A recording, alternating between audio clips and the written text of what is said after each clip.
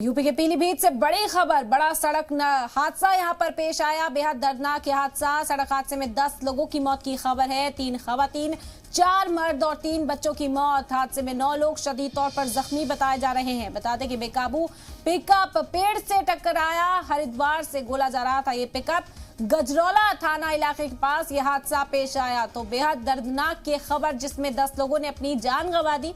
हादसे में 9 लोग शदीद तौर पर जख्मी बताए जा रहे हैं। एक बेकाबू पिकअप पेड़ से टकरा गया। हरिद्वार से गोला जा रहा था ये पिकअप।